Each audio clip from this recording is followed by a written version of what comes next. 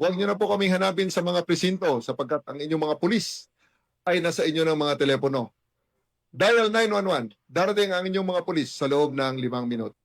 Lilingkod sa bawat Pilipino at magbibigay ng tamang impormasyon para sa tahimik at maayos na Pilipinas. Police News Network, alagad ng batas, tagapagtaguyod ng balitang pulis, sandigan ng mamamayan, patnubay ng katotohanan.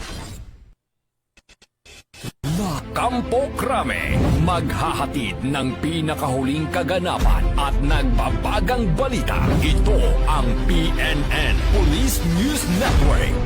At ngayon, ang inyong mga tagapagbalita.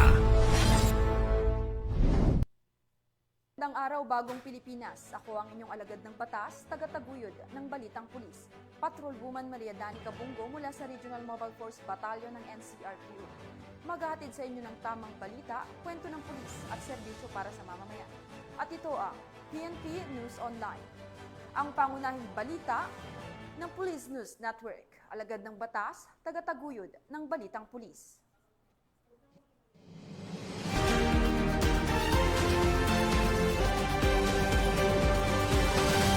Narito ang mga balitang dapat niyong abangan.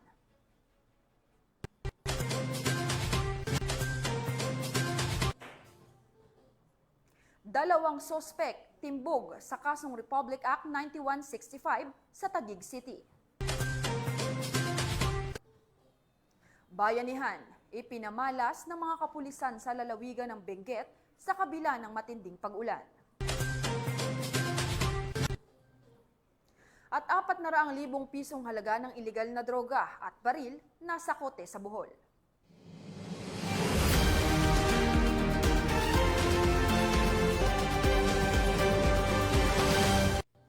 Narito ang mga balitang hatid ng ating PNN correspondents mula sa iba't ibang panig ng bansa.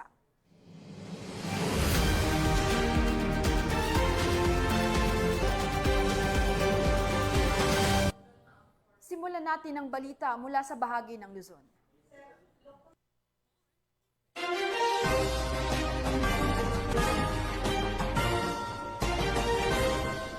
Naging matagumpay ang isinagawang drug-free workplace reorientation at drug testing sa barangay Alibagos City of Iligan. Isabela, layunin nitong magbigay paalala tungo sa mas matibay na organisasyon at mas responsableng serbisyo para sa komunidad. Ang balitang hatid ni Patrolwoman Jerilyn Colico. Matagumpay na isinagawa ang drug-free workplace reorientation and drug testing na ginanap sa City Hotel and Convention Center, Barangay Alibagos, City of Iligan, Isabela noong ika-25 ng Hulyo nitong taon. Unang bahagi ng programa ay ang drug-free workplace reorientation na pinangunahan ng Philippine Drug Enforcement Agency Isabela Provincial Office na nagbigay ng kaalaman at paalala ukol sa masamang epekto ng paggamit ng ipinagbabawal na gamot sa lugar ng trabaho. Sinundan nito ng ikalawang bahagi ng aktibidad, ang random drug testing na isinagawa ng Isabela Provincial Forensic Unit Crime Laboratory bilang bahagi ng pagpapatupad ng internal cleansing at suporta sa kampanya kontra iligal na droga. Pinangunahan ang aktibidad ni Police Lieutenant Colonel Jeffrey D. Raposas, Chief of Police ng Ilagan Component City Police Station, katuwang ang mga key partners sa advokasya laban sa droga.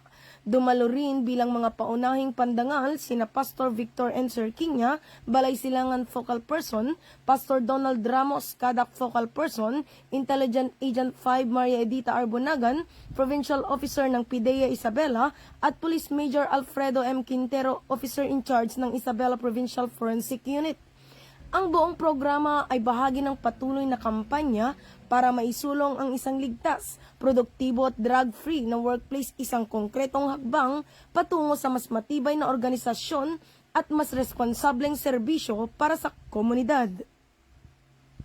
Mula dito sa Lambak ng Cagayan, ako ang inyong Police News Network Correspondent, Patrolwoman Jerilyn Colico, alagad ng batas, tagataguyod ng Balitang Pulis. Maraming salamat, Patrolwoman Colico. Sanib puwersang nakiisa ang Regional Police Community Affairs and Development Unit at the Regional Mobile Force Battalion 5 sa idinaos na 25th Anniversary Medical and Dental Mission 2025 na ginanap sa Malinaw, Albay. Ang kabuuan ng report mula kay Police Staff Sergeant Merculito Lovendino Jr. Nakiisa ang mga personahe ng Regional Police Community Affairs and Development Unit 5 at Regional Mobile Force Battalion 5 sa sinagawang medical, dental at feeding program na ginanap sa Malinaw Treatment and Rehabilitation Center, Barangay Kumon, Malinaw, Albay kahapon July 28, 2025. Ang naturang outreach program ay handog ng MTRC bilang bahagi ng kanilang ika-25 anibersaryo na may temang 25 taon ng paglilingkod, tuloy ang kwentong pagbabago sa pangunguna ni Dr. Fulbert Alec R. Gallego, Chief of Hospital 3, katuwang ang Philippine Red Cross Albay Legazpi City Chapter na tumulong upang may sakataparan ang nasabing medical mission. Ayon kay Dr. Gallego, ito ay paraan ng MTRC upang maipahayag ang kanilang pasasalamat at simula pa lamang ng kanilang mas pinalawak na serbisyo para sa komunidad. Ay panimula namin na pag-serve sa community and hopefully po sa mga darating na panahon, may mga binabalak po kami na gagawin pa para makaserve sa community. Kung may mga medical missions, pwede kaming tumulong. And then eventually po, we want also to endeavor on the application of MTRC for e-consulta package. And that is, we will be providing po the basic healthcare needs ng community. Hindi naman po yung makakabot ng 25 years kung wala po ang mga men and women employees, matyaga at dedicated employees of MTRC. Congratulations sa inyo, sa atin lahat, especially for the 25 years of continuous and dedicated services to the people. Iba't ibang serbisyo ang napakinabangan ng humigit kumulang 130 residente mula sa Barangay Kumon, Malinaw, Albay at Barangay Kinastilluhan, Tabaco City, Albay, gaya ng libreng medical check-up, dental check-up, health lecture at libreng gupit na handog ng RMFB 5. Bukod dito, nabahagi rin ang libreng lugaw at mga gamot na mula naman sa Philippine Red Cross Albay Legazpi City Chapter. Isa sa mga dumalo sa naturang medical mission ay si Nanay Leonora Bongares, residente ng Barangay Kumon, Malinaw, Albay.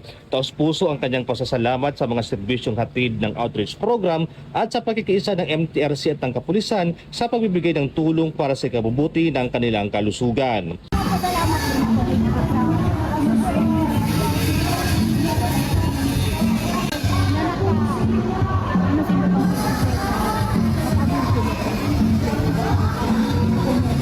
Ang Philippine National Police ay patuloy na makikiisa sa iba't ibang ahensya at sektor ng lipunan sa paghatid ng mga makabulang serbisyo tungo sa mas matatag na ugnayan ng pulisya at ng komunidad. Mula dito sa Malinaw, Albay, ako pa yung Police News Network Correspondent, Police Staff Sergeant Merculito Jr. Alagad ng batas, tagataguyod ng balitang pulis. Maraming salamat, Police Staff Sergeant Merculito Lovendino Jr. Sa mas pinaigting na kampanya kontra iligal na droga, nasamsam sa magkasunod na buy-bust operation ang halos na 600,000 pisong halaga ng shabu mula sa 2 sospek sa Aringay, La Union. Tinutukan niya ni Police Corporal Mark Anthony Pico. Ang pinaigting na kampanya ng Police Regional Office 1 laban sa iligal na droga matapos ang matagumpay na operasyon na nagresulta sa pagkakaaresto ng 2 drug personality at pagkakakumpiska ng 85 gramo ng shabu na may tinatayang halagang 578,000 piso sa Aringay, La Union. Ang unang operasyon ay isinagawa bandang alas 2:50 ng hapon sa Barangay Poblasyon, Aringay, sa pakikipagtulungan ng mga tauhan ng Aringay Municipal Police Station, RID Pro 1, LUPIU, LUPDEU at MLET Aringay, katuwang ang PIDEA RO1. Naaresto sa buy-bust operation ng isang 37 taong gulang, isang laborer mula sa lungsod ng San Fernando, La Union. Nasamsam sa kanya ang 35 gramo ng shabu na tinatayang nagkakahalaga ng 238,000 piso na nakalagay sa 2 heat-sealed na transparent plastic sachet kasama ng iba pang non-drug evidence. Sa isinagawang follow-up operation, bandang alas 11:25 ng gabi, sa parehong araw, naaresto naman ang isang high-value individual, isang 29 na taong gulang na lalaki mula Rosario, La Union, sa Barangay San Benito Norte, Aringay. Nakumpiska mula sa kanya ang 50 gramo ng shabu na nagkakahalaga ng 340,000 piso na nakapaloob sa 6 na heat-sealed na transparent plastic sachet at iba pang non-drug evidence. Dinala ang parehong sospek sa Aringay Municipal Police Station para sa kaukulang dokumentasyon. Ang imbentaryo at pagmamarka ng mga na-recover na ebidensya ay isinagawa sa mismong lugar ng operasyon sa harap ng mga sospek at mga itinalagang saksi alinsunod sa batas. Nahaharap ang mga naarestong sospek sa kasong paglabag sa RA 9165 o Comprehensive Dangerous Drugs Act of 2002. Pinuri ni Police Brigadier General Dendo R. Reyes ang mabilis at koordinadong aksyon ng mga operatiba at binigyang diin na ang magkasunod na operasyon sa Aringay ay malinaw na patunay ng determinasyon ng Police Regional Office 1 na buwagin ang mga drug network at pangangalagaan ang mga komunidad sa rehiyon. Ang tagumpay na ito ay patunay na ang kapulisan ng Region 1 ay maaasahan, malalapitan at mapagkakatiwalaan. Mula dito sa Ilocos Region, ako ang inyong PNN correspondent, Police Corporal Mark Anthony Pico, alagad ng batas, tagataguyod ng Balitang Pulis.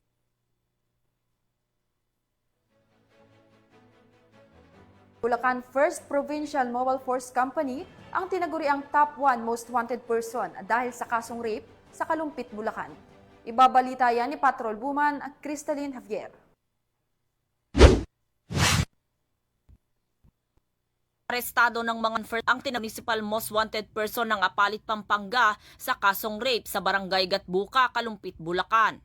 Kinilala ni Police Lieutenant Colonel Jerome J. Sunga Ragonton, Force Commander ng Bulacan 1st PMFC ang akusadong isang lalaki, 25 anyos, vendor at residente ng Apalit, Pampanga. Dakong alas 5:30 ng hapon nang ihain ng pinagsanib na puwersa ng tracker team ng 2nd Platoon Bulacan PMFC na pinamunuan ni Police Lieutenant John Michael Crispino, Apalit Municipal Police Station, Kalumpit Municipal Police Station at 301st MCRMFB ang warrant of arrest na inisyu ni Honorable Olivia Escubo Samar, Presiding Judge 3rd Judicial Region, Branch 79, Malolos, Bulacan na walang inirekomendang piyansa. Kasalukuyang nasa kustodiya ng otoridad ang suspect para sa tamang dokumentasyon at wastong disposisyon. Patuloy na isinasagawa ng Bulacan PNP sa pamumuno ni Police Colonel Angel L. Garciliano, Acting Provincial Director ng Bulacan Police Provincial Office, ang serye ng mga operasyon bilang bahagi ng pinaigting na kampanya laban sa lahat ng anyo ng kriminalidad upang mapanatili ang kapayapaan, kaayusan at kaligtasan ng bawat mamamayan sa kanilang nasasakupan. Mula dito sa Bulacan Police Provincial Office, ako ang inyong PNN Correspondent, Patrolwoman Pearl Cristalline Javier, alagad ng batas, tagataguyod ng Balitang Pulis. Maraming salamat, Patrolwoman Javier. Sa patuloy na paghahatid ng serbisyo publiko ng ating mga kapulisan, isang bayanihan sa pamamagitan ng road clearing operation ang ipinabala sa gitna ng malalakas na pag-ulan sa lalawigan ng Benguet. Police Master Sergeant Aline Valerio, ibalita mo. Bilang bahagi ng pagpapatuloy ng road clearing operations mula sa iba't ibang dako ng bayan ng lulugan ng Benguet, patuloy pa rin ang pagsasagawa ng mga kapulisan na kung saan mabilis na responde ang Kibungan Municipal Police Station sa pagpag-uugnayan sa Municipal Disaster Risk Reduction and Management Office sa pagguho ng lupa sa kahabaan ng Governor Bado Dangwa National Road, Kibungan nito lamang 28 ng Hulyo taong kasalukuyan. Gayon din bilang tugon sa pagguho ng lupa mula sa Atok Municipal Police Station sa pagtulungan din ng lokal na pamahalaan at sibilyan na voluntaryo sa isang road clearing operation sa Hanselma Highway ngayong araw. Agad na sinigurado ang mga respondeng tauhan sa lugar, pinamahalaan ang trapiko at siniguro ang kaligtasan ng mga motorista sa kabila ng patuloy na pag-ulan sa oras ng preskon at apektadong bahagi ng kalsada ay nananatiling isang lane passable pa rin. Binigyang diin ang insidenteng ito ay malakas na koordinasyon sa pagitan ng mga opisyal ng pulisya at mga tumutugon sa kalamidad na panatilihing madaling mapuntahan ang mga kalsada at pag-iingat sa publiko sa panahon ng mga emerhensya. Ang inisyatiba na ito ay malakas na nagbibigay diin ng malakas na pagtulungan sa pagitan ng pulisya at komunidad na nagpapakita sa kanilang hindi natitinag na pangako sa kaligtasan ng publiko, lalo na sa mga mapanghamong panahon. Mula dito sa Baguio City, Raymond ng Cordillera, ito ang yung Police News Network Correspondent, Police Master Sergeant Lenny Balado, alagad ng batas, tagataguyod ng balitang pulis.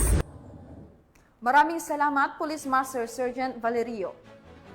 Timbog ng mga operatiba ang dalawang sospek na tinaguri ang most wanted person sa magkahiwalay na manhunt operation sa Taguig City dahil sa paglabag sa kasong Republic Act 9165 o ang Comprehensive Dangerous Drugs Act of 2002.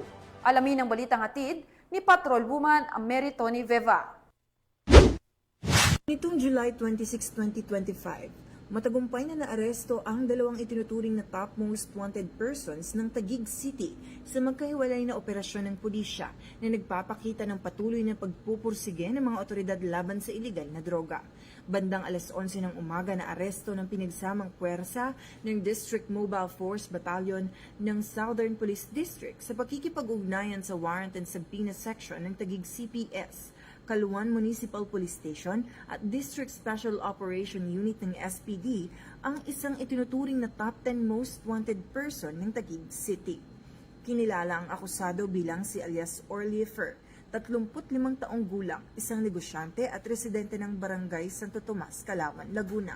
Nahuli siya sa kanyang tirahan sa Laguna sa bisa ng warrant of arrest para sa paglabag sa Section 12 Article 2 ng RA 9165 sa ilalim ng Criminal Case Number 11052-D. Ang warrant ay inilabas ni Honorable Antonio Murillo Olivite, ang presiding judge ng Regional Trial Court, Branch 267, Taguig City. Kasalukuyang nasa pansamantalang kustodiya ng Taguig City Police Station Custodial Facility si Orly Fer habang hinihintay ang pagbabalik ng warrant sa korte.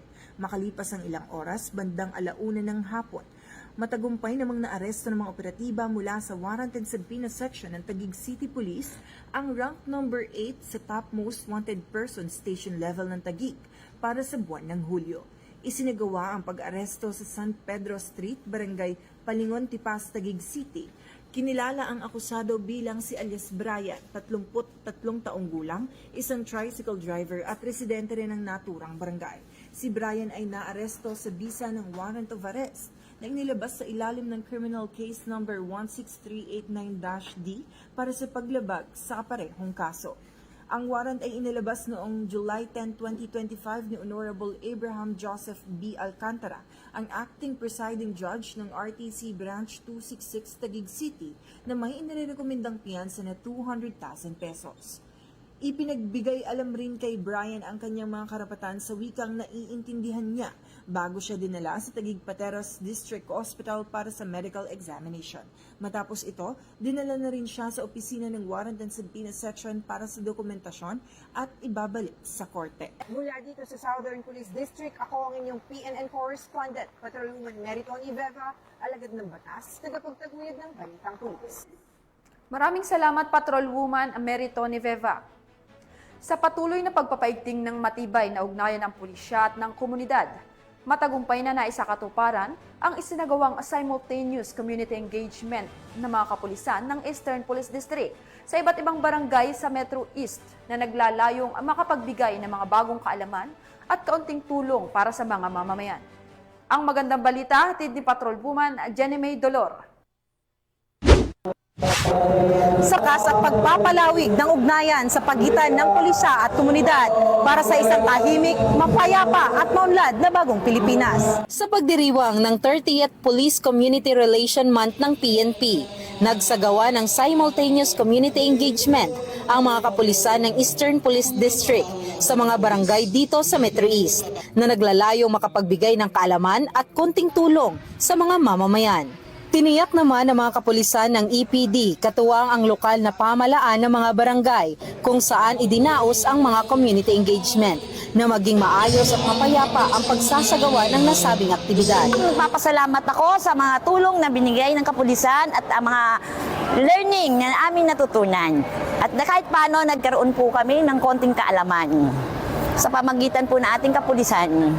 At ganun din po sa aming barangay. Maraming salamat sa pagbibigay mo sa amin ng isang learning na talagang maisasabuhay namin at magagampanan namin. Hindi may kubli ang sayang nadama ng mga residente ng iba't ibang barangay na nasa sakupan ng Eastern Police District sa mga natanggap nilang munting tulong mula sa mga kapulisan. Kami po ay nandito sa Barangay Manggahan, Pasig City upang magsagawa ng community engagement in relation sa selebrasyon ng Police Community Relation Month.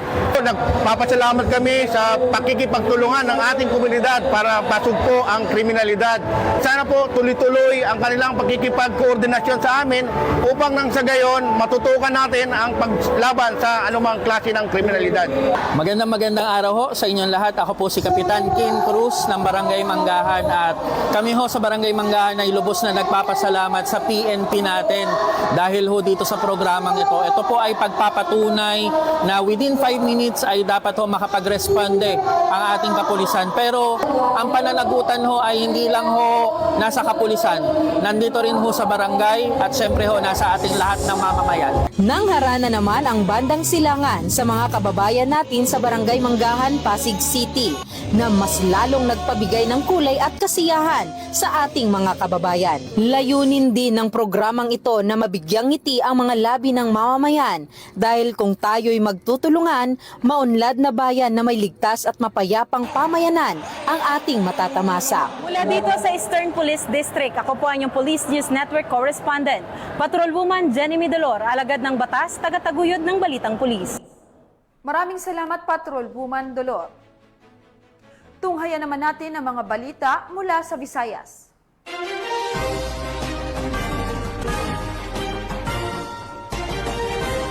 Nasamsam ang mahigit 100,000 pisong halaga ng shabu mula sa isang street-level individual sa isang buy-bust operation sa Iloilo City. Patrolwoman Charmaine Balunsat sa report. Ang street-level individual sa ikinasang drug buy-bust operation ng mga tauhan ng Iloilo City Police Station 5 sa Barangay Oñate de Leon, Mandurriao, Iloilo City. Nito lamang ika-28 ng Hulyo taong kasalukuyan. Ayon sa officer in charge ng Iloilo City Police Station 5 na si Police Captain Jobert Amado, ang naarestong suspect ay kinilalang si alias Noy, 41 taong gulang at residente ng nasabing syudad. Nakuha sa pag-iingat ng suspect ang 5 transparent plastic sachet na naglalaman ng pinaghihinalaang shabu, buy-bust money at iba pang mga non-drug items. Umabot sa humigit kumulang 18 gramo ng hinihinalang shabu na may standard drug price na 122,400 pesos ang nasamsam sa nasabing operasyon. Kasalukuyang nasa kustudiya na ng Iloilo City Police Station 5 ang suspect para sa tamang dokumentasyon at maharap sa kasong paglabag sa RA 9165 o ang Comprehensive Dangerous Drugs Act of 2002. Patuloy ang pagsusumikap ng mga kapulisan sa pagpapalawak ng kanilang kampanya at operasyon kontra iligal na droga para mapanatili ang kaligtasan ng bawat mamamayan dahil sa bagong Pilipinas, ang gusto ng pulis, ligtas ka. Mula dito sa Western Visayas, ako ang inyong PNN correspondent, Patrolwoman Charmaine Balunsat, alagad ng batas, tagataguyod ng Balitang Pulis. Maraming salamat, Patrolwoman Balunsat. Nasa kote ng mga otoridad ang mahigit 400,000 pisong halaga ng iligal na droga at baril sa isang binatilyo sa ikinasang buy-bust operation sa Bohol. Alamin ang buong detalye ng report mula kay Patrolwoman Annalyn Canoog.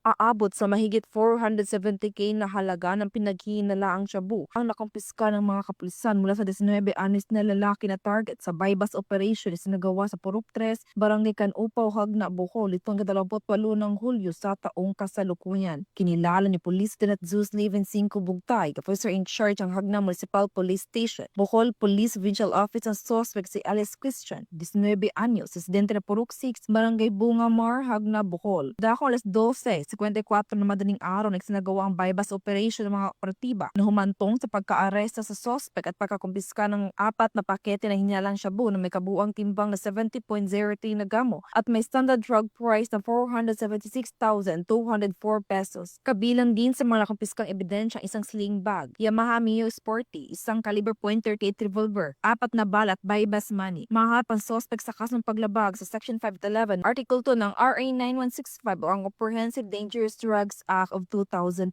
at RA 10591 o Illegal Possession of Firearms and Ammunition. Kami po sa Hagna Municipal Police Station at ang buong kwerpo ng ating pagkapulisan ay nananawagan sa ating mga kababayan na iwasan ang paggamit at pagbebenta ng mga illegal na droga. Wala po ito may dudulot na maganda sa ating kalusugan, sa ating pamilya, at lalong-lalo na sa ating mamamayan. Kami po sa kapulisan ay patuloy na paiigtingin ang aming kampanya laban sa illegal na droga at lahat ng uri ng mga kriminalidad. Nanawagan ako sa ating mga kababayan, lalo na sa mga under ng aming AOR dito sa Hagna Municipal Police Station, na makipagtulungan sa amin, sa kapulisan. Lalo na kung tayo ay may kailangan, huwag tayo magdalawang isip na tumawag kahit anong hotline o kaya sa 911 at kami po ay dadating agad.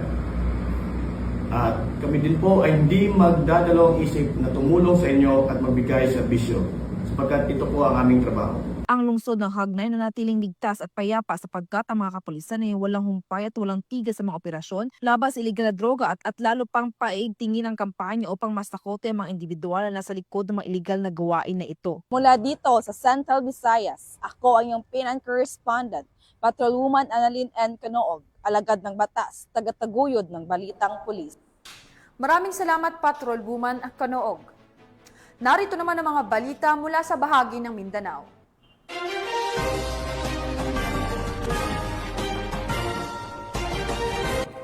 Timbog ang dalawang sospek sa isinagawang operasyon ng Sultan Kudarat PNP, sabay na rin ang pagkabuwag ng hinihinalang drug den sa Barangay Crossing, Sinsuay, Sultan Kudarat, Maguindanao del Norte.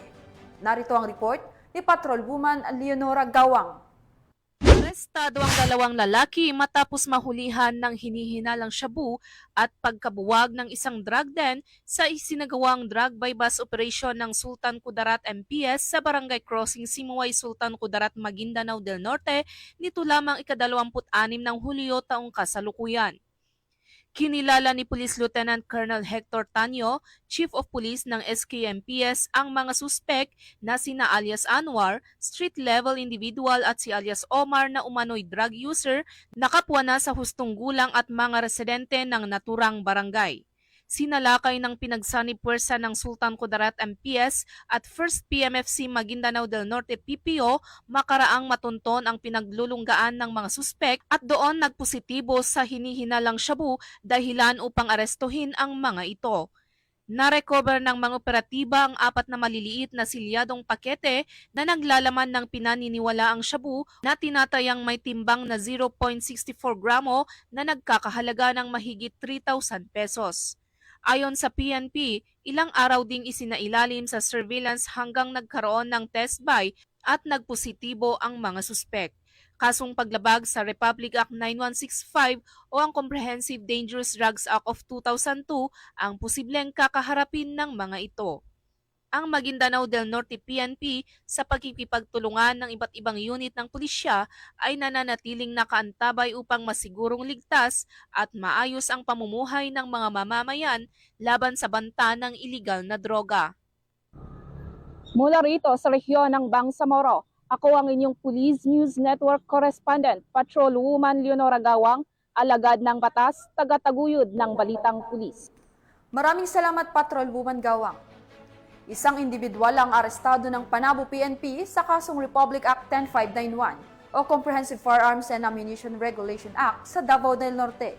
Ang buong detalye ng report mula kay Patrolwoman Reyna Rose Disipulo. Arestado ng isang individual ng Panabo City Police Station ang suspect na si alias Narciso, 38 anyos, residente ng Purokmarang, Barangay Kaganguhan, Panabo City, Davao del Norte. Isang tawag na natanggap ng Panabo PNP ang may-ari ng Dream Spot KTV Bar tungkol sa isang lalaking nag-wild umano habang may hawak na baril sa kanang kamay. Agad namang rumisponde ang mga nagpapatrolya ng lugar at naaresto ang suspect. Nasamsam ng suspect ang isang unit kalibre 22. Naharap ngayon sa kasong paglabag sa Republic Act 10591 o Comprehensive Firearm and Ammunition Regulation Act. Ang tuloy-tuloy na mga operasyon ng Police Regional Office 11 ay patunay na kanilang walang sawang pagsisikap na isulong ang napapanatiling kaayusan na siyang susi ng mas maunlad na komunidad. Dito sa Police Regional Office 11, ako ang inyong PNN correspondent, Patrolwoman Reyna Rose Disipulo, alagad ng batas, tagataguyod ng Balitang Pulis. Maraming salamat, Patrolwoman Disipulo. At yan ang mga balitang nakalap ng ating PNN correspondents mula Luzon, Visayas at Mindanao. Sa ngalan ng pamunuan ng Philippine National Police, sa pangunguna ni Chief PNP Police General Nicolas Torre III at sa pamumuno ni President Ferdinand Bongbong Marcos Jr., kami ay maglilingkod sa bawat Pilipino at magbibigay ng tama at balanseng balita. Dahil dito sa bagong Pilipinas, ang gusto ng pulis, ligtas ka. At bilang bahagi ng mas pinabilis at pinalawak na emergency response system, muli naming ipinaalala ang panawagan ni Chief PNP na huwag nyo nang hanapin ang mga pulis sa mga presinto sapagkat sila ay nasa inyo ng mga telepono. Dial 911, darating sila sa loob ng 5 minuto. Mula rito sa tanggapan ng tagapag-ugnay ng Pambansang Pulisya, sa ngalan ng butihing direktor ng Police Community Affairs and Development Group, Police Brigadier General Marvin Joe Saro, ako ang inyong alagad ng batas, tagataguyod ng Balitang Pulis. Patrolwoman Maria Danica Mungo mula sa Regional Mobile Force Battalion ng NCRPO.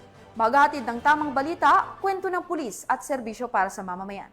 At ito ang PNP News Online, ang pangunahing balita ng Police News Network.